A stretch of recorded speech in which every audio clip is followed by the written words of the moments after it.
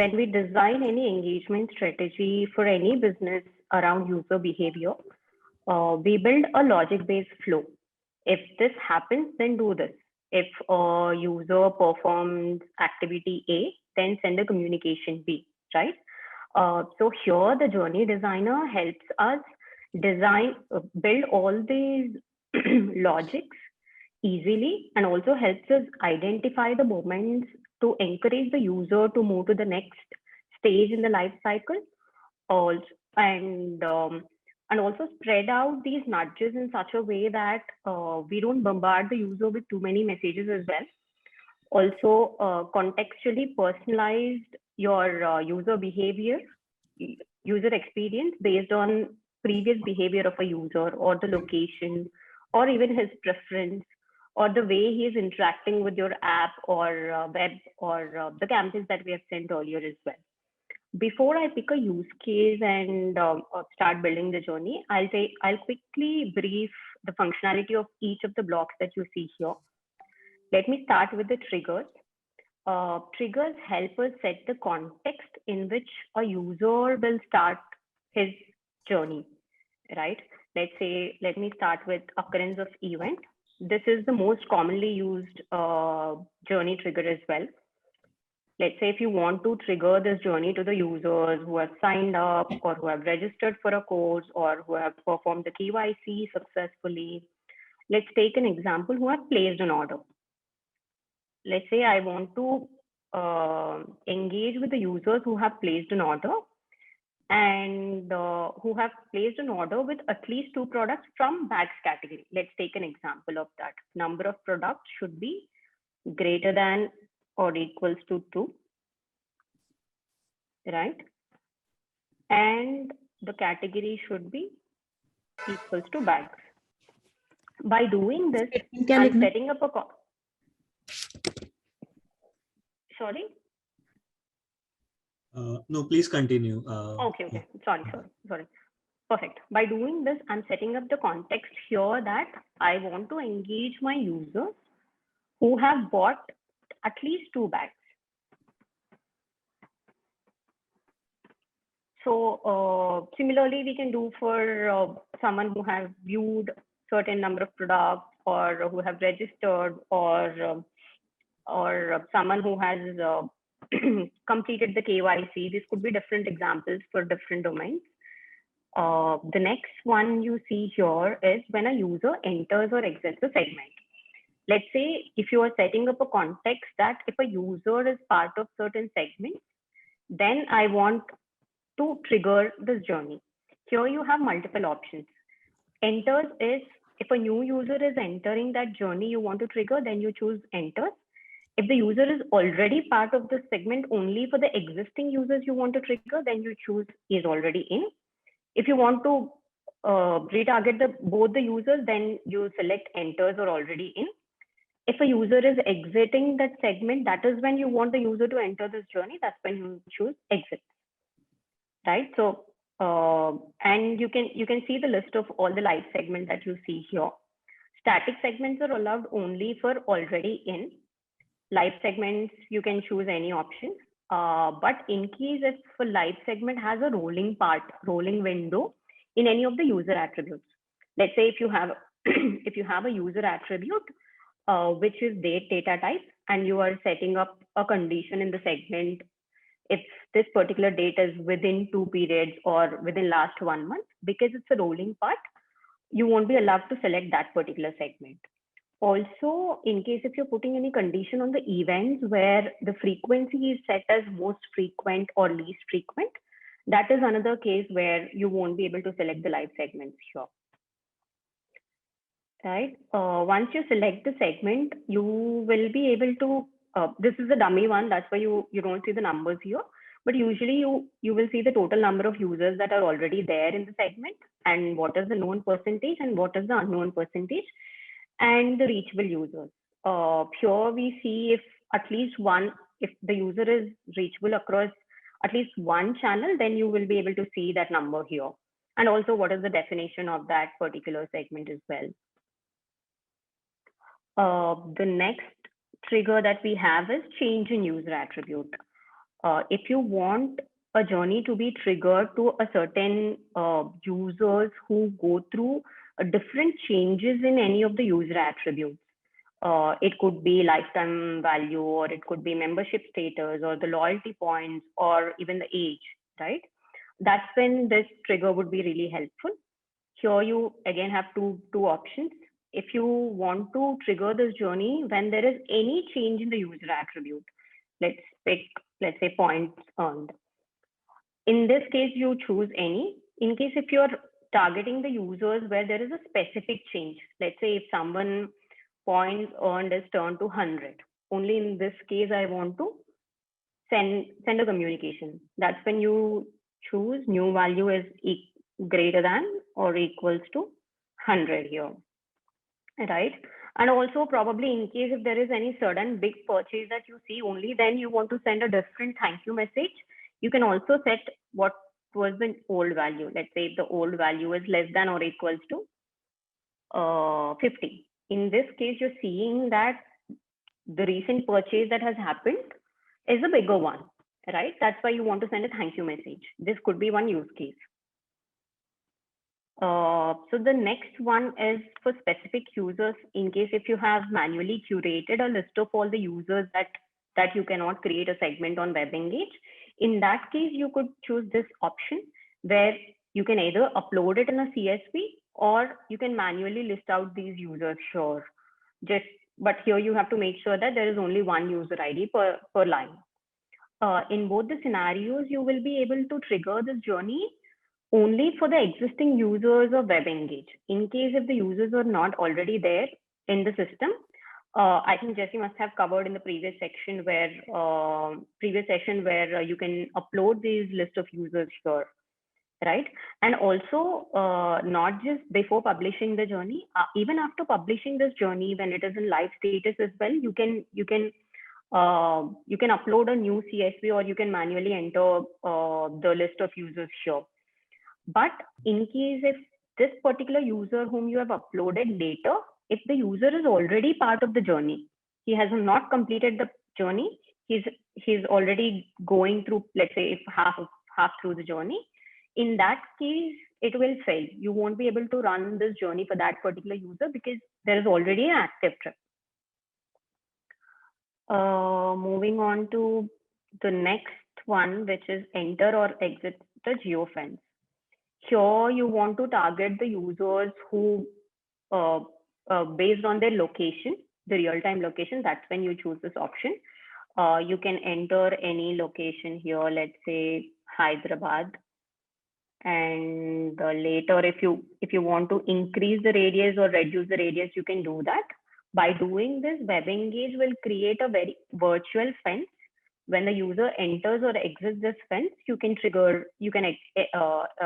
engage with these users as well. But for both the Android devices and for OS devices, the user should allow the app to track this live location by choosing the option always on the live tracking. Only in this case, WebEngage will be able to track the live location of a user regardless of whether the app is running in the background or foreground. So it has certain limitations for Chinese devices as part of battery optimization functions. They end up killing the device, killing the apps in the background. In this scenario, WebEngage won't be able to track the location. And for OS devices, if the user disables the live tracking as part of, again, the battery optimization, in that case as well, we won't be able to track the live location of the user. So here you have two options, enters or exit.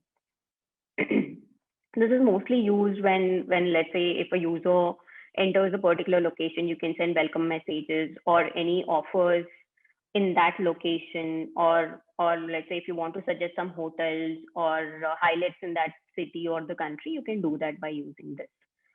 So moving on to the action blocks. Action blocks help us personalize and send the right communication to the users. Also the other action blocks help us connect between help us build the connection between two different systems as well. So let me start with send an email block. The setup of the email is pretty similar to how you would set up a standalone campaign, which Jesse has already covered in the previous one. You can just mention the campaign name, add the tags, and also to set up the message. And in case if you have multiple variants of the content, you can set up the variation distribution as well. As it is very similar to that, I will just be skipping that bit for now. And the next steps here we see is OnSend. OnSend will be for all the users whom you send this communication to. Open will trigger only for the users who have opened these emails. On click is for the ones who have clicked. And in case if a user has unsubscribed after receiving this email, if you want to send any communication across other different channels, then you use unsubscribe, and same as the bounce. Usually we see a bounce on email when the end user's email box is full, or if it's an invalid email ID in that cases, right? In case, let's say if you have something on open and if you have something on click, if you see a user who has clicked must have already opened it, right? In this case, there would be some parallel flows that would run for a user. So when you are setting up a different output from the email one, you have to make sure that there is no parallel flow running for any of the user, right? And similarly, you have SMS one where you have on send option, on delivery, on failure, right? And for the push notification, you will have on push, which is if you are able to send this, those users will be part of on push one. And once we get a successful message from the GCM, that is when on deliver. And if a user has viewed it, if we see any impression, that's when you have on view option. And if there is any click, you can also retarget the users who have clicked on that particular push and someone who has dismissed as well. And another channel is in-app notification. In-app notification is a message that you can show to the users who are already on your app, right? So if the user has viewed it, that's one option you have. And for the users who have clicked it and who have closed it as well. In case if the user has not seen, unlike the other communication channels that you have, in-app is the one which you will be able to show to the user only if he is right there in the app, right? So that's why you have the validity as well here. You need to set up for how long can we wait for the user to come to the app. If it's 2 days, if the user comes within 2 days, then show. Else we will have to choose not see within 2 days. If the user hasn't come to the app, then we might reach out to the user via a different channel. You see the similar flows for on-site as well, because on-site is also an overlay on top of your website, while in-app is on top of your app. So like you see, in-app and on-site are the overlays that you see on top of your existing website or the app. Web inline is where you try to customize the content inside your web content itself or the app. Currently, we have only web. And here, again, the similar choices you have either on view or click or if not see. The other channel that you see is WhatsApp. You have WhatsApp on send failure. If read, you can send a follow-up message, or if there are any CTAs, if the user has responded, we can retarget those users as well. Similar to push, we have similar flows for web push as well. And so all these channels, all these action blocks that we have discussed are the communication channels with which you can interact with the end user. Call an API. This is one of the most important blocks here. API is a connection that you set up between WebEngage system and your business. It could be either POS, or it could be your internal CRM tool, or it could be your server as well. So by here you have multiple calls that you can make. let's say if you want to get some information from your database to WebEngage. I'm working on a journey which is a product drop off. Let's say if a user has viewed a product and I have sent multiple follow-ups, but the user hasn't purchased the product. So I want to send a communication, an email with the list of the similar products, or people who bought product A also viewed product B, C, D.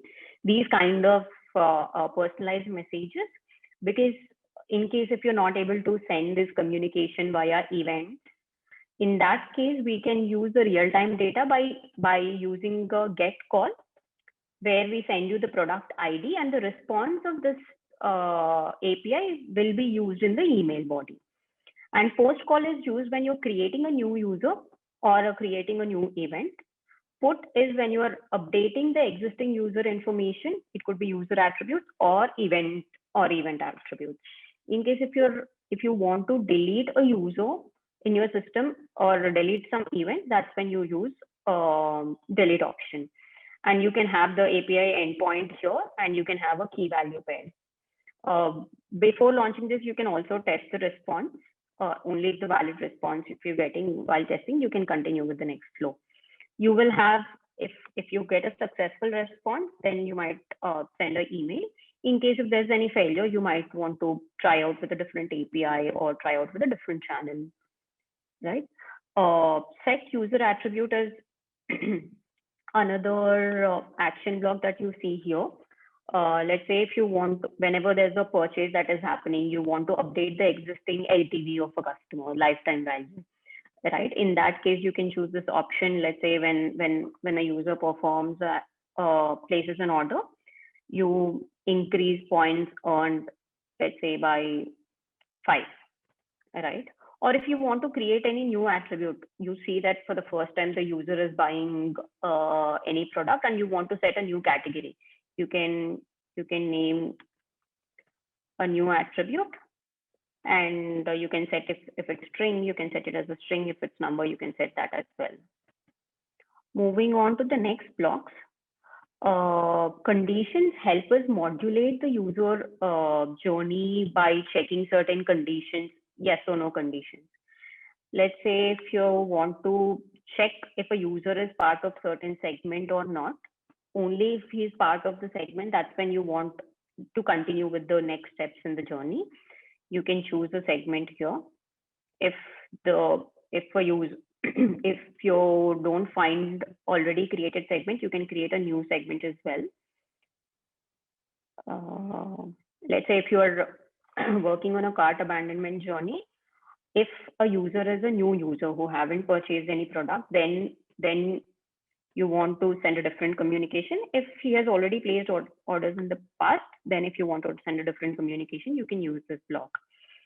Also, if you want to check if a user has performed certain events, that's when you use this block. You can also set up the event attributes as well. You can choose in case if the user has added wish list, also set up the frequency, also in case if the wish list set product ka retail price is greater than X, only then continue with the journey or send a different communication. If he hasn't done the added to wish list, we can do that. If you want to check certain user attribute, let's say only for the loyalty category users which are in gold, you want to set, or let's say for the users whose points earned is greater than 1,000, you want to send this communication, then we can do that as well. And the other one is checking if user is reachable on certain channel. It's very important to use this block before all these communication channels. One, to make sure that if the user, to understand the user's preference first, in case if the user is not reachable on push, we can try out sending a communication in any other channel. Or also to maintain some sanity in the analytics of a campaign that you see. For example, I'll take a scenario where we put reachability before the communication email block and where we don't opt for it. In that case, what happens, let's say if we are sending out to 100 users, out of which only 60 users or 50 users are reachable. For 50, if we have selected the reachability for 50 users, if there is a bounce for 5 users, only for the 10, you see the success rate of 90%. Only for the 10% of the users, it was a failure. But if you don't opt for, if you don't choose, if you don't put check user reachability block, in that case, the email is, we try sending out the email for all the 100 users, and you see success rate as 45. That only for 45 users, this email was sent successfully. So you see almost 55% of failure rate, which is not correct. That got failed because the users are not reachable on that particular channel. Moving on to the next. Moving on to the next block, which is flow control. Flow control blocks help us pause or check or basically control the user's flow based on certain conditions. Let's say wait for some time block is where you want to create certain gaps between two blocks that are there. The example could be, let's say the journey starts when the user adds a product to the wish list, and you want to see if the user organically buys a certain product. And on an average, you see that usually users take around 2 hours to do that, right? So you can put a wait block of 2 hours and see if the user is converting here, is placing an order.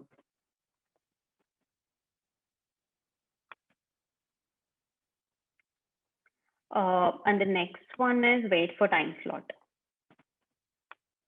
which you feel that, let's say if there is a sale that is happening, you on particular day, you want to choose only that time period, you can do that. Or if you feel that, during certain times of the day or during certain days of a week is when you see higher conversions in any of the channels, you can choose the time slot as well. Let's say if I see that on Saturday mornings work really well, right? So I'm setting up Saturday from 11 a.m. to, let's say, 12 p.m.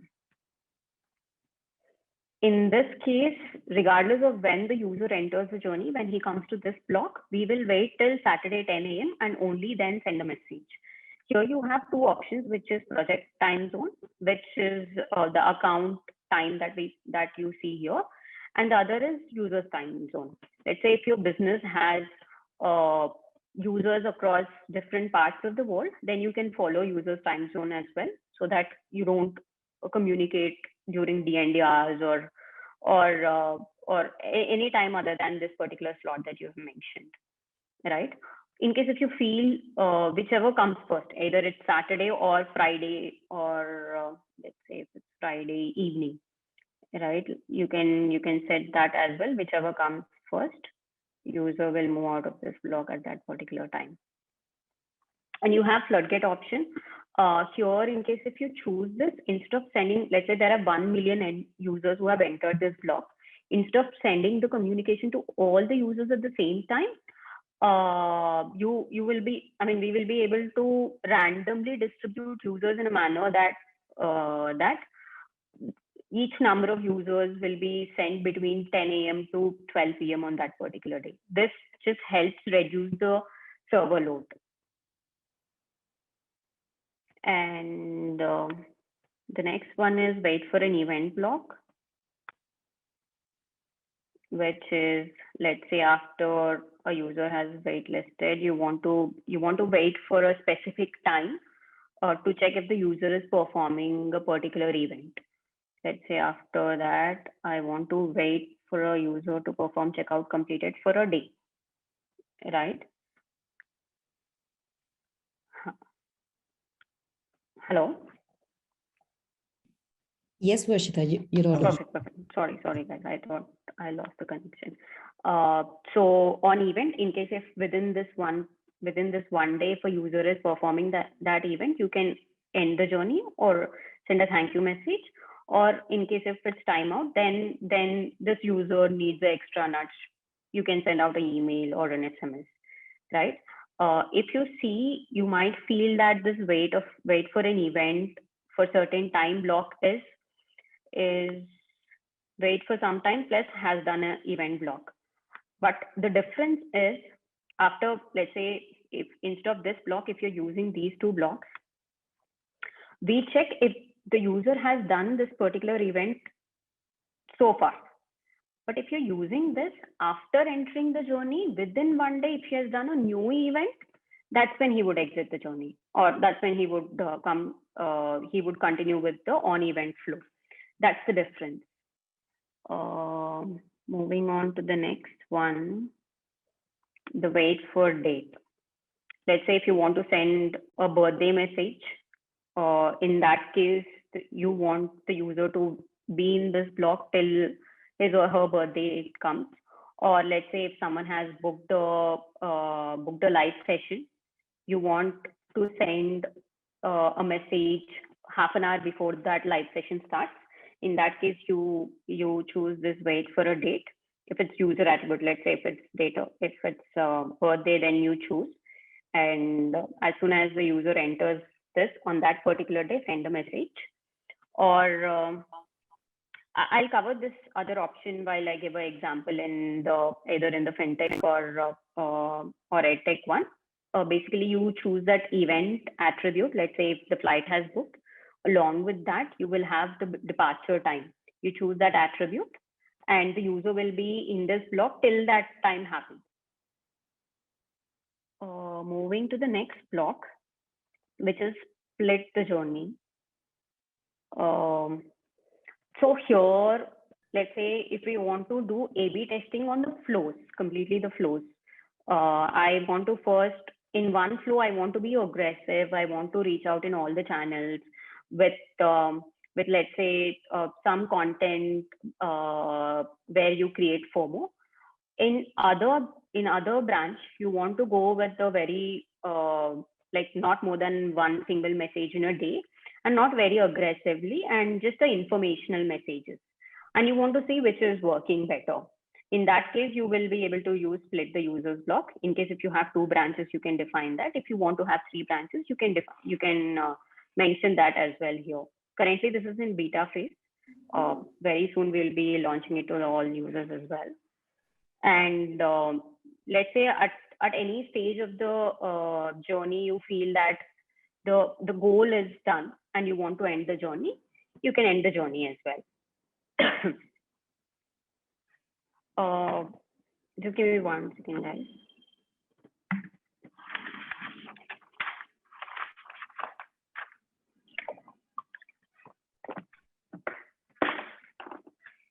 Any questions so far? Hello? We had one that was around segmentation, so we can cover it at the end if we have time. Sure. Yeah. Cool. So before I set up a journey, I just want to take few minutes in explaining how do we ideate a journey. Let me take a new journey.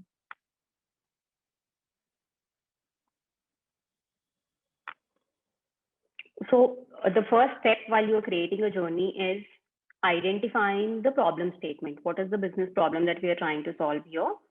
And the second one is what is the end goal? Let's say I have a lengthy journey that I have built, but what is my end goal? Is it something that I'm encouraging my users? You able to see my screen? Yes, Varshita. You're able to see it, right? Okay, perfect. Let's say your end goal is to encourage the users to purchase the product, or to renew the subscription, or to place a first F&O order. It could be anything, right? So the second thing is to identify what is your end goal. And the third thing is identify what are your target audience. You don't want to reach out to all the users. You want to reach out to certain section. Let's say I want to reach out to users from Mumbai who haven't placed any orders in last 30 days. That could be your target segment, right? So these are the 3 things that you need to do before setting up the journey. And the fourth one is having a strategy or a plan. How do you want to nudge these users? Do you want to send an emotional message? Do you want to send an informational message? Or you want to create FOMO? Or you want to play around discounts? That's around the content.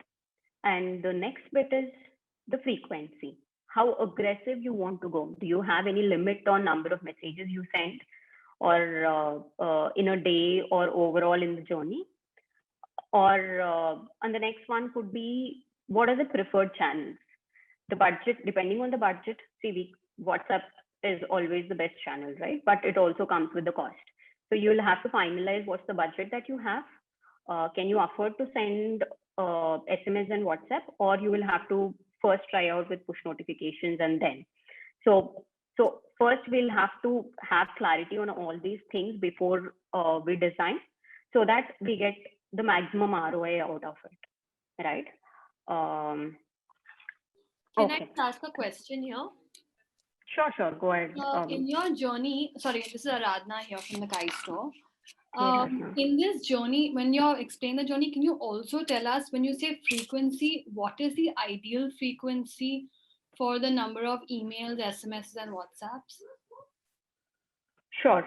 So it depends on your business, right? So also depends on the use case. Let's say if it's some payment failure, the journey that we're talking about, or the problem statement that we're talking about here is the users who have tried paying, but there was a payment failure. In this case, I ideally want to, even if I want to have more than 2 nudges in a day, it's okay, because they're at the last stage of the life cycle and I don't want to lose the user at this stage, right? Let's say if it is in the starting stage, let's say if someone has viewed a product and they haven't added any product to the cart, because it's very early stage and you have too many other ways also to reach out to the user. I don't want to be very aggressive in this journey. Probably I would want to set a cap of probably 3 or 5 nudges in a week, and not more than 1 communication in a day. Does that answer your question? Sure, but and what about something like when you said someone who hasn't bought in the last 30 days or 90 days? So that should be how many in a day, or how in a span of 1 week should the entire journey be completed? Honestly, there's no rule as such, it depends on what your business sets it up, or how your users are comfortable with.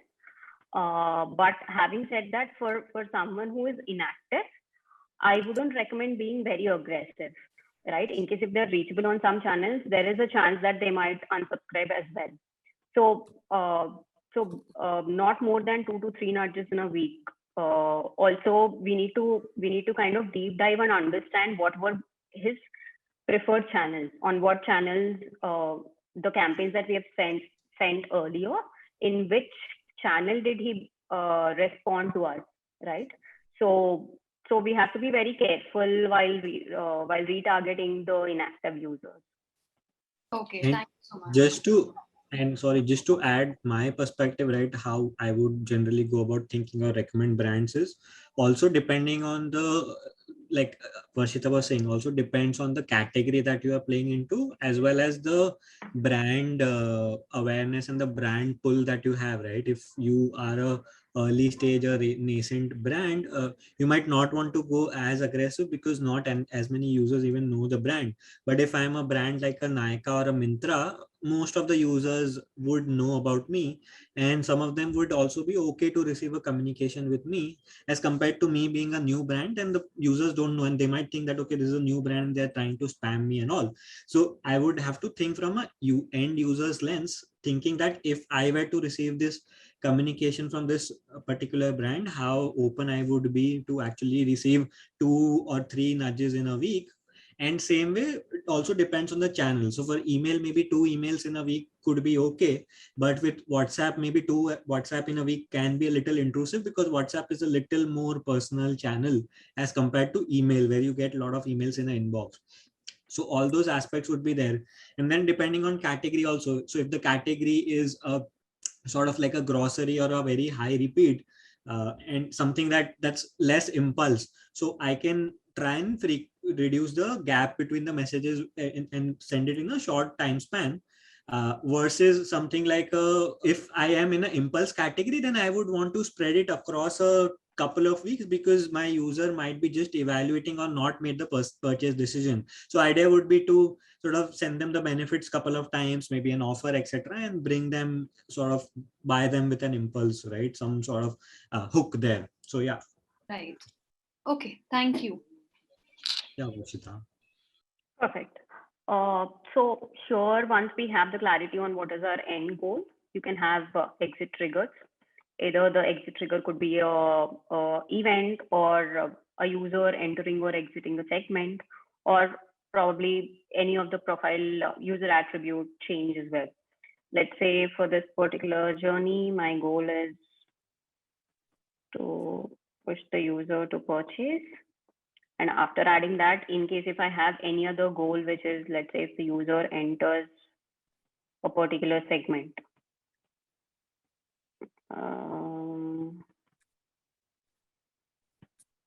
In this case, when you have two triggers, when any of the following happens, that's when the user will immediately exit this journey, right? And then you can set the conversion tracking here. I want to see how well my campaigns are performing and my conversion deadline. I want to track all the users who are performing my conversion even within 7 days. And if you want to add a control group, you can add that as well. Let's say I'll just break down what control grouping is. For example, here I have set 10% as my control group and 90% as my test group. In this case, what happens is all these users will also enter the journey, and the control group users also will follow the same flow that a test group user is following. If there is a wait block of 2 days, both the users will be stuck in that block for 2 days. And if there is an email block where we are sending out an email, both the users will enter that block as well. But the difference would be, we won't be sending email to the user who is part of a control group, and the user who is part of the test group would be receiving all the communications. That's the only difference. And why do we do this? To understand whether our strategy is working well or not. Let's say the 100 users have entered this journey and 90 users were part of test group, and they have received all the communications from the journey, and the control group users have not received anything. And you see that out of 10 users, 2 users have performed the action, which is they have placed an order. Ideally, if at least 18 users have performed, that's when we know this more than 18 users, that's when we know this is working okay, right? But if we see if there are more than 30% or more than 40% of the users, and you see there is an uplift of more than 50%, that's when we see that the strategy is working well, and we'll have to continue with that. So that's why we recommend, when we're not sure on the strategy, either on the content or on the flows, it's always better to check it out by having a control group and see how your test group is performing, how better is it performing than your control group. Hey Varshita, I just had one question about the control group. Actually, I didn't get what is a control group when we say, like, what is a control group? Okay. So let's say my entry trigger of this journey was add to cart. It means every user who adds a product to the cart would enter this journey. Now I would wait for 2 hours to send my first communication, which is a push notification, right? I really don't know, by sending this push notification, will it really help me or not? Now what I want to do is, instead of sending my communication to all the 100 users, I want to just send it to 90 users. Okay. Now let me talk about the control group, which is 10 users. These users, they won't receive any communications from this particular journey. It means that they are just part of this journey to just understand whether my strategy is working for the other 90 users. So these control group will not receive any communications from this particular journey. Is that clear? Okay, yeah. Okay. Hello. Yeah. Hi. So one quick Hi. question. How is the control group defined? Like, does the system automatically select users, or do we have to select the users? It's random. It's random. The system would randomly select these users. That's the idea, right? So for any experiment, the idea for control group is that these control group, the people in the control group, they won't receive any treatment which is given to the other users, right? Similar case with vaccine also. So there is one group which receives the vaccine, another group which doesn't, and then you measure the effectiveness against the one who didn't receive versus who received. So same with this. So you can then benchmark and see people who received the communication versus who didn't, what is the difference in conversion number, etc. Oh, okay, got it now. So that's the idea of adding a 5 or 10% control group. The ideal percentage is 10%, right? Like Again, depends on how many users are there, right? If you have a very small user base, so say less than 100, 200 users aren't part of the control group, then there's no point, right? So you might want to increase that number also. So for that to be significant statistically, you need at least a couple of hundred users to be part of that control group. So it all depends on a user base. If you have millions of users, only 5% or 3% also is probably a good enough control group. Yeah. Okay. Yeah. Thank you. Yeah. Got it. Perfect. So you can set frequency capping in D&D as well. Let's say if you don't want, if it's a very important journey like a payment failure one, you would want to ignore frequency capping and D&D settings and still want to nudge this user, right? If it's not that important, then ideally we suggest you to follow FC and D&D settings. And just in case, because of the frequency capping or D&D, if the message was not delivered immediately, if you want to queue it for 2 days, then you can queue it.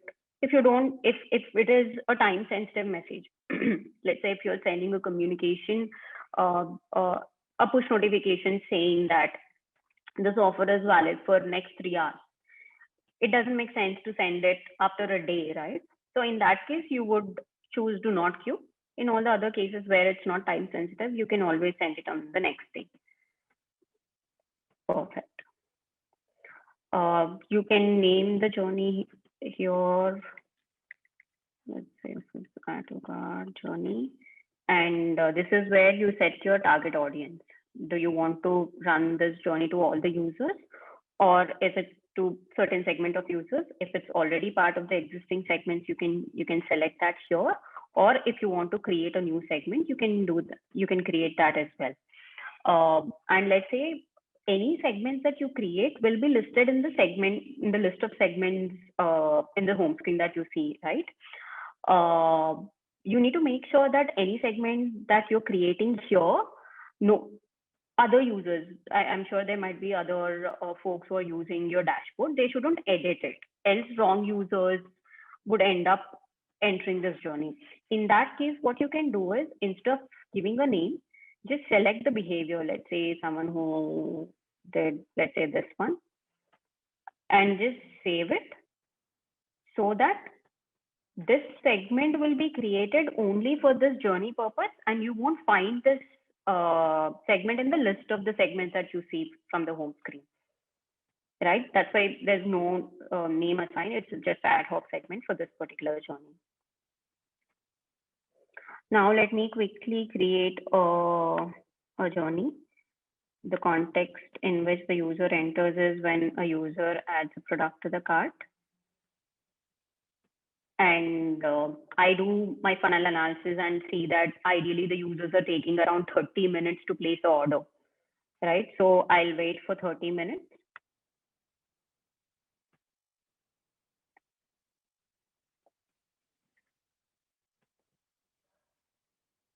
And I have set my exit trigger as order place. So within this 30 minutes, if the user is placing an order, he would immediately exit the journey. And after 30 minutes, if he is still part of the flow, that's when he will move to the next block. Here I'm checking if, in majority of the cases, what happens, right? If the user is from the same brand, you know that instead of just placing the order, I would just wait for 30 minutes or probably for 2 hours. I'll get a coupon code. I'll just place the order with that coupon code. So in case if you want to exclude those users, let's say you can create a list segment where the user attribute, if it's your employee, you can choose the user attribute, let's say from if you want to exclude users from certain country.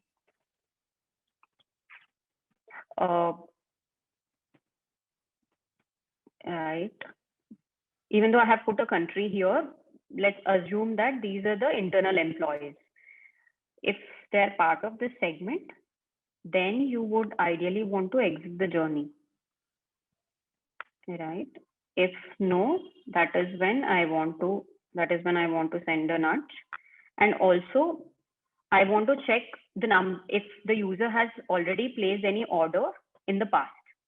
It means that he's not a new user. For new user, probably I'll send a coupon code in the start itself. For the old user, probably I'll wait for a day or two before sending any discounts. Right. So I'll check if the user has placed any order in the past. If the user has placed an order, then I would just send a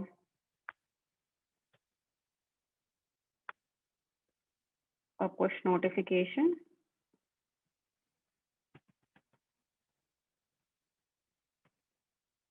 And here my content would be completely that there are a few products that are waiting for you, just an informational nudge, right? But in case if he's not part of the segment, means he's the first time user. For this particular user, I want to go aggressive, right? I want to create a FOMO first. Probably I'll say this product is running out of stock or something like that. Okay, before here also we need to, before every blog, we need to make sure that we check the reachability before sending the communication. So I'll again check if the user is reachable on push notification.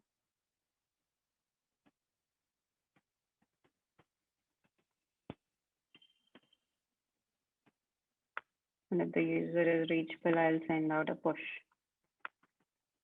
Right, after sending a push, you would probably wait for a day and then want to send out an email. Check if the user is reachable on email and then send.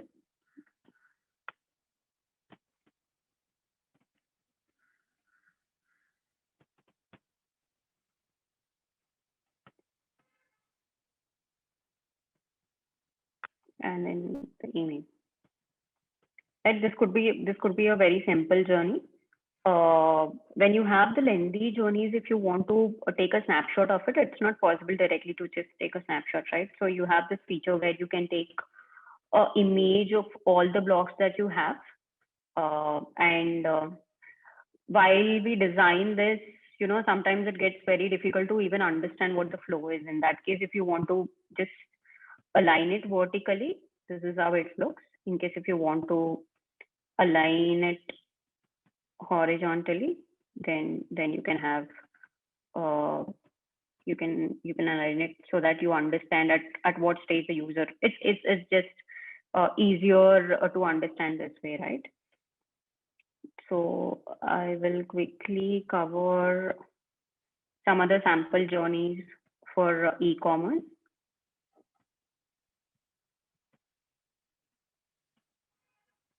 Let's say it could be welcome series.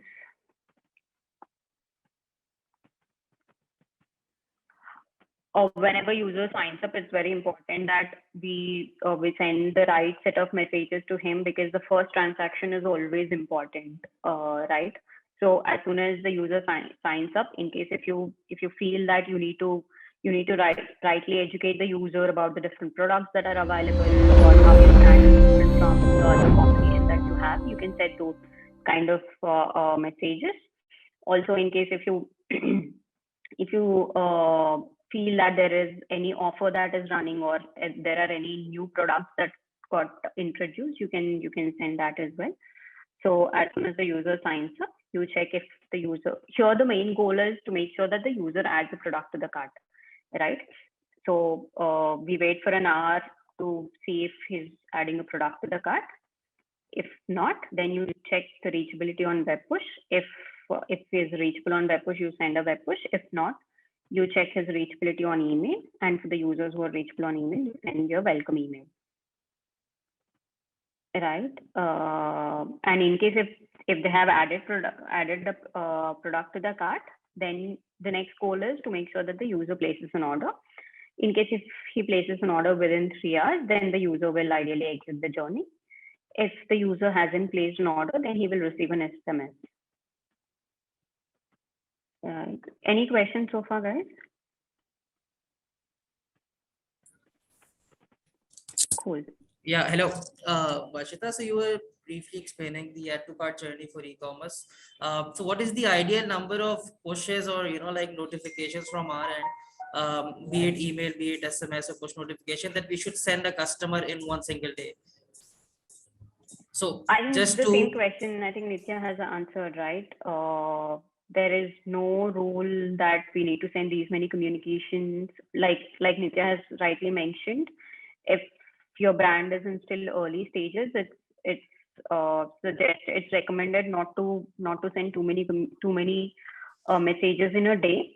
Also for push notifications, you can even try out one or two, because the push disappears after a certain time, right? Let's say if you're sending a web push notification, you can set the life as well. But if you're sending an email, I wouldn't suggest sending more than one per day, because once the email or SMS or WhatsApp is gone, it's there in the inbox. It doesn't disappear, right? So yeah, I hope that answers your question. yeah, thank you. Also, what you can do is you can try with certain frequency in the start, and while you are analyzing, you can also analyze if there are any unsubscriptions that are happening on email, or if someone is blocking your push notifications. That gives us a sense on probably are we bombarding the users with too many messages, right?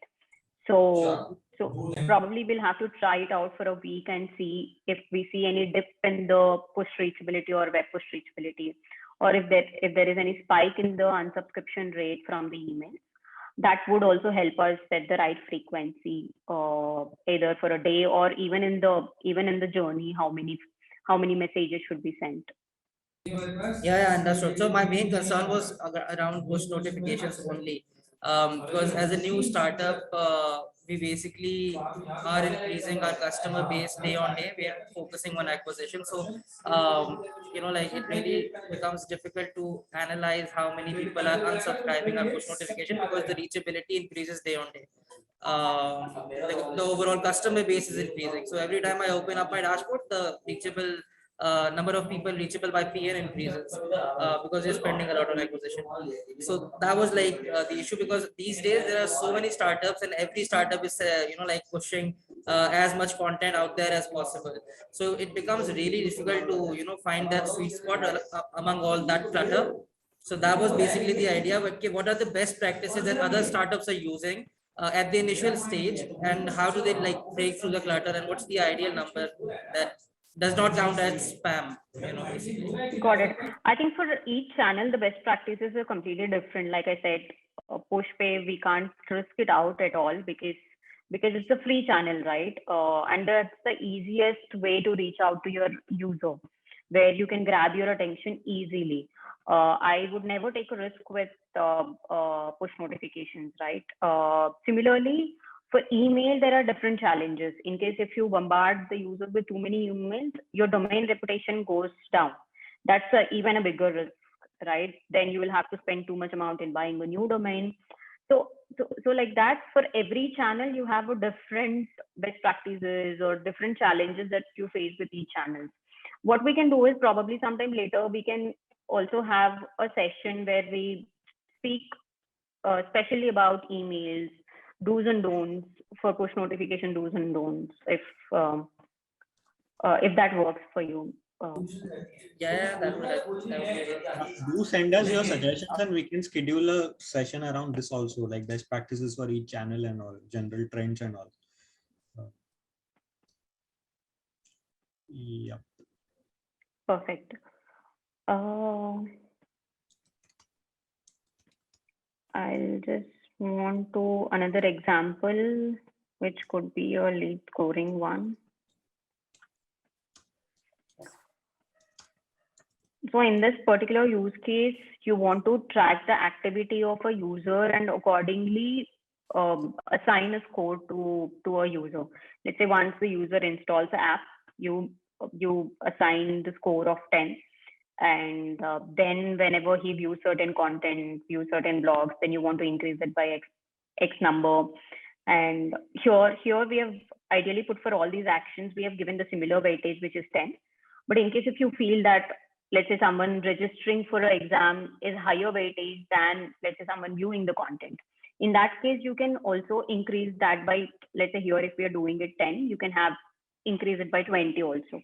These weightages, depending on what you feel, the activity, one activity is more important than the other, you can ideally choose the right weightages and increase that engagement score by certain number as well. And identify what are the most important activities that the user need to do. And if a user is doing that, you know that these are the important ones, you can include those in the lead scoring. And if there are any activity that a user can perform on the app or web which are threatening, right? Let's say if someone is uninstalling the app, that's not a good sign. If someone is posting a feedback or giving the lesser rating, all that, you can reduce the score as well. You can choose engagement score and you can choose to reduce for uninstall. Let's say if you want to reduce it by 30, you can do that as well. This could be one example. And for Edtech, probably a trial reminder. Let's say if someone has started a trial where he can access all the live courses that are there. And so this is the example that I told I will cover later, right? Either you can choose a user attribute or you can choose the event attribute and select that event. Okay, select the event attribute. Let's say if here we had the trial end date and you want to nudge the user just before 1 day of trial ending, you can do that by selecting retarget this user 1 day before and send a communication saying that your trial is ending. Please go ahead and pay to continue accessing the courses. Right. And you have another example.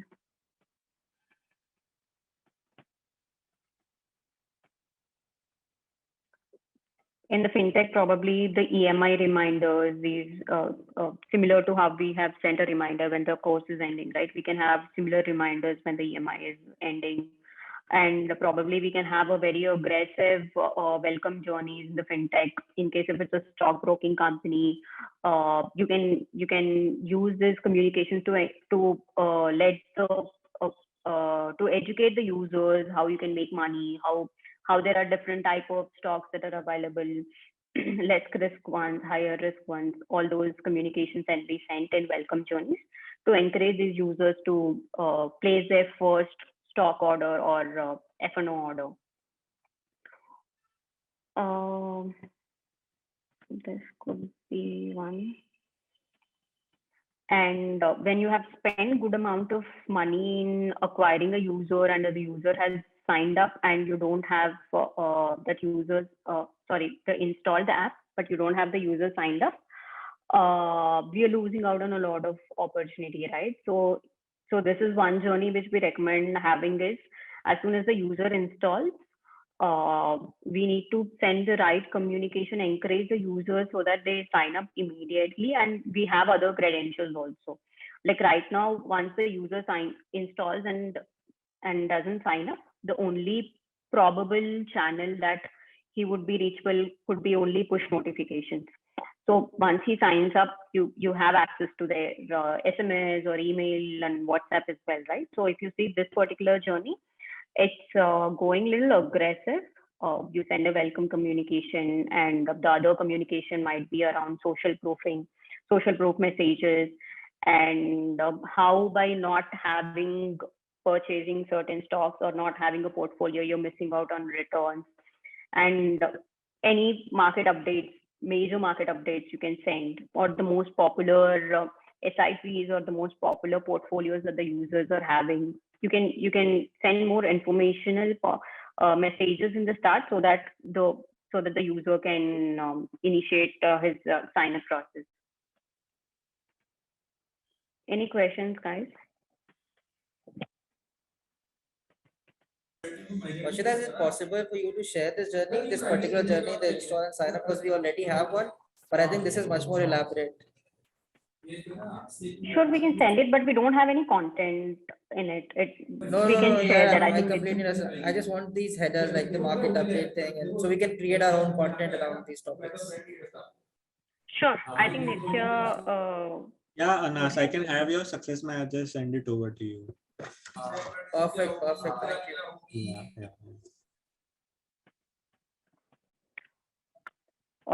If we don't have any questions, I'll just take a few more minutes to just give you a walkthrough of a live journey, how the stats would be, and how can you analyze it. Any questions, guys, so far? Okay. This is a live journey where you can see that. Just give me 1 second. This is the name of the journey. Here, you can duplicate this journey. Instead of creating the entire flow, when you see that probably the content could be pretty similar, instead of creating the entire flow, it's easier to duplicate the journey and then make certain changes in that. You can add certain tags to categorize your journey. And when a journey is currently running, you have two options: either sunset it or stop it if you want to stop the journey. When you choose sunset option, the users who are already part of the journey would complete the flow and then exit. In case if you're choosing stop, regardless of what stage the users are in the journey, they will immediately exit it. You can download the report. You can schedule the journey reports as well.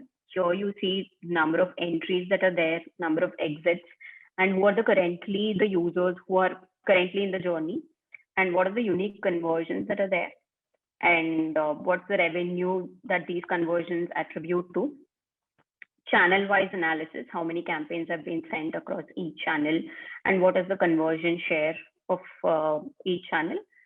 You can see at a campaign level as well the unique conversions and the clicks and which is the winning campaign here, the one which is contributing the highest revenue, right? Which is this push notification. Also, you can check the metrics here in case if you want to see unique conversions, how is each campaign doing on each day. Let's say here on 13 January, you see that this push notification has contributed to 12, 17 conversions. The other day, how is it changing over days, right? And if you want to just have a quick look at the number of entries that are there and the number of exits that are there over a period of time, that you can check here. In the live view,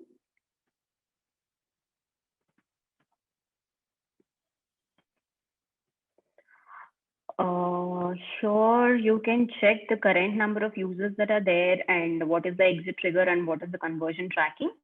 And these, okay, here you can see that around 1.1 million users have entered the journey, and out of which after 10 minutes, 86.8K users have exited. It means that they have placed order within these 10 minutes only.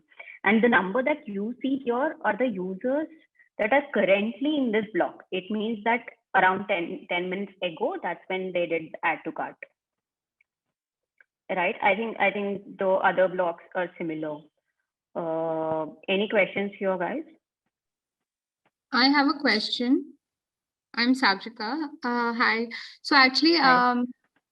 we created a journey a couple of days back.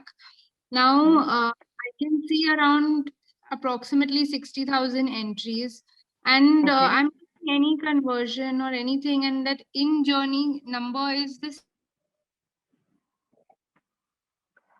Sorry, I couldn't hear you. Nitya? Lost you.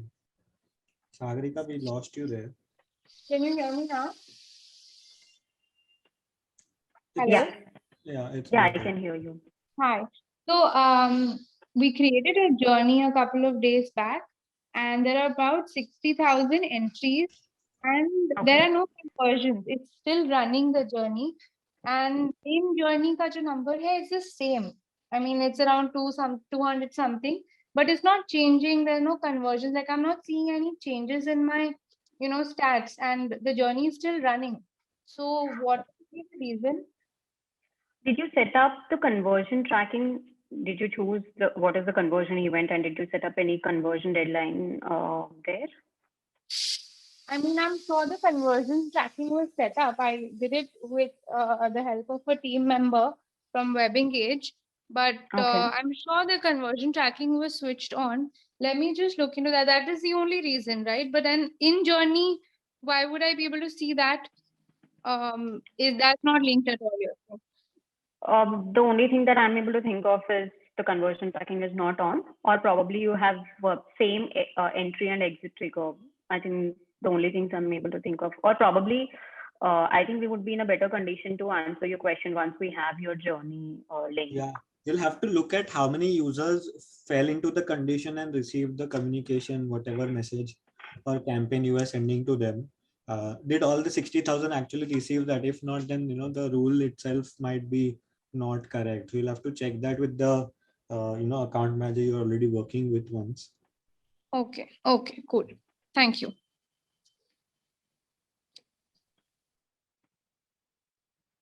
Cool, guys.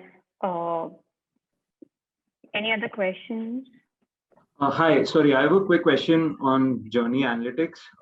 Just wanted to understand what's the best way to look at the performance of a journey, and what are some of the funnel metrics that we look at. So, for example, just take an example in our case. What we notice is one of our primary channels is email. When we send that out with a CTA for, say, with an offer, or to, eventually most of the emails are tailored towards a purchase. What we notice is the click-through is very low, and the purchase conversion from click-through is a bit lower, or much lower than view plus conversion. So, like, are there multiple ways to look at journey effectiveness, or how do we look at the conversion metrics eventually? Nitya, you want to take it up, or do you want me to take it up? So yeah, you can add. So Abhiraj, the best way to go about would be actually to use a control group, right? That's the best measure for you. People receiving this journey, message, campaign, whatever, versus people not receiving this, right? What's the benchmark and the uplift? That should be the best sort of metric that you should be able to track conversions, numbers, as and all. In regards to the conversion tracking generally, so with our tool and a lot of tools, the conversion tracking on a high level, it's basically sent through, and then when you click and you double down on that data, you can then filter it as per click through, open through, etc. But the idea there is to sort of give a standardize the metric, otherwise it becomes too confusing. So most platforms, they keep send through, which is the case, and then you can drill down further and see what's the click through or open through conversion for your campaigns as well. Got it. Understood. But control group should be the best way for you to actually track an effectiveness of any journey or campaign. Understood. Makes sense. And also, like, if we look at specifically the funnel metrics, say open rate, click rate, and all, are there ways to optimize specific the metrics around those? So, like, do you look at, say, if the open rate is low, does it mean we change the subject line, or are there like standard best practices to optimize that? Yes, absolutely. Yeah. So that's there. And like I was mentioning, so guys, you guys can pass on the feedback, and we are happy to, conduct a few more sessions around these specifics, because yes, if you look at the top of the funnel, which is how many users are entering the journey and receiving the email versus how many are opening it, then clicking it, and then purchasing, right? That's the whole purchase funnel for your email campaign or any other campaign for that matter, which is where the top of the funnel, the users that you're targeting would matter. Like, if that there are sizable number there. Second is the content, copy, subject line for an email, or maybe for a notification, the creatives and all those elements as well, right? Those also matter. And also how compelling is the copy, as well as maybe whatever hook that you're adding, or offer whatever for the user, and then the call to action as well. So there are a bunch of different things which actually come together for the campaign to be successful, or for the conversion number to actually go up, right? A lot of changes, tweaks, experiments we suggest people to do on an ongoing campaign. So this time you tried X, next time you can improve Y and make it a little better, maybe by changing the subject line, or by changing the offer, or maybe the call to action, or maybe just the button and the color, etc. Right? So the idea is to keep optimizing and just doing smaller experiment, because then that adds up. And there's not like a silver bullet that, okay, this is what works for you and this will work for a brand Y or brand Z as well. A lot of different elements over there. So a lot of experimenting, trial and error also. Got it. Thank you. Yeah.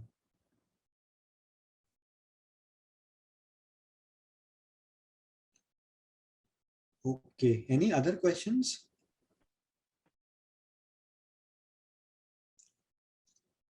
All right. I think no further questions. So Varshita, anything else? I think we largely covered most of the topics today, right? Yeah, I think probably if we had more time, we could have covered more journeys, more examples. Yeah, I think, yeah. So guys, if you think that, you'd want us to cover more journeys for specific industries or use cases, we can do a follow-up session, or maybe things around these things also, right? Other nuances that you would want us to cover. We are happy to schedule another follow-up session as well in the coming weeks. You just send us your feedback. We'll send the recording so you can reply on that email, and we are happy to schedule another sessions also as required. So yeah, thanks for joining, and thanks Varshita for taking out time today. Quite insightful. So we'll conclude the session for today, and we'll send the recording for you to go back and refer to, or to share with your colleagues as well. Thank you so much for your time, guys. Take care. Bye-bye. Okay. Thanks, guys. Take care. Thank you.